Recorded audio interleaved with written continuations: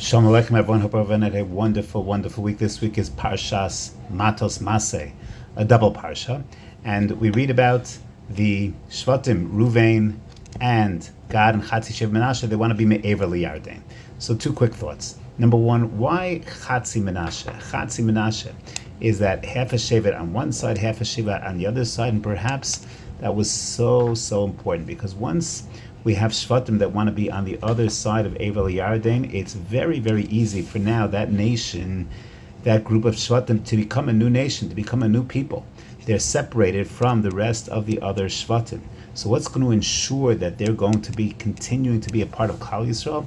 I think the answer is Chatzi Shev Menashe. But having Menashe half on one side, half on the other side, that's going to make sure there's a glue. Menashe is the glue that will keep Reuven and Gad with the rest of Klal Yisrael. And at a time when 3 weeks we are commemorating the Churban Beis Hamikdash, so important to have that glue, to see that in Eretz Yisrael we see so much that is separating us, but to understand that we are all a brotherhood, we're one nation, and that has to keep us together. That's thought number one. Thought number two is there's a well-known Gemara Maseches Makos. The Gemara tells us that a rotzei peshogeg goes to the Ir Miklat.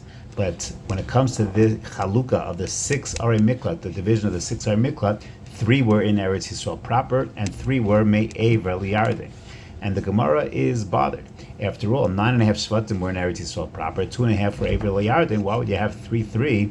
You should have a greater proportion of Arei Miklat in Eretz Yisrael, because that's where 3/4 of the Shvatim were located. So the Gemara answers this question that Begilad Nefishe Rotzchim, that in Gilad there was more homicide.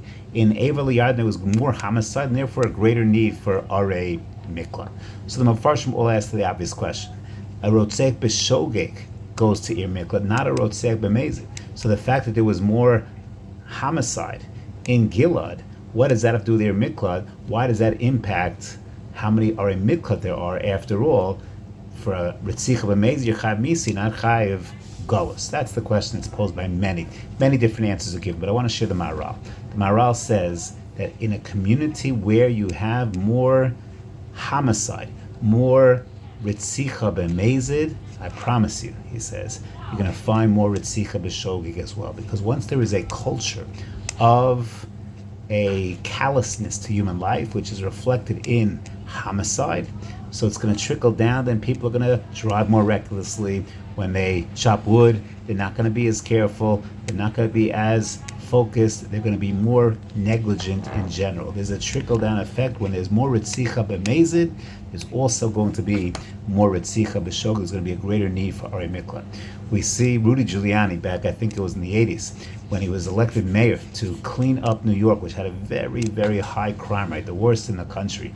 So the first 2 things that he did, take a look at one of Malcolm Gladwell's books, he points this out. The first 2 things he did is he got rid of the graffiti on the subways, and anytime there was graffiti, he took that off line and cleaned it up and then put it back online. And then he also got rid of these guys who were the squeegee guys, I call them. They were dirtying up people's windshields, and then they would ask for money to go ahead and clean them up. That's what he did first. And you know what happened? The homicide rate, the violent crime rate in New York went down drastically because there's a trickle-down effect.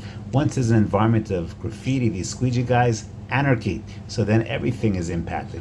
Once you go ahead and establish a sense of order, a sense of discipline, that there's no longer hefkerus, then the whole community changes. That's the message the Maharal is telling us.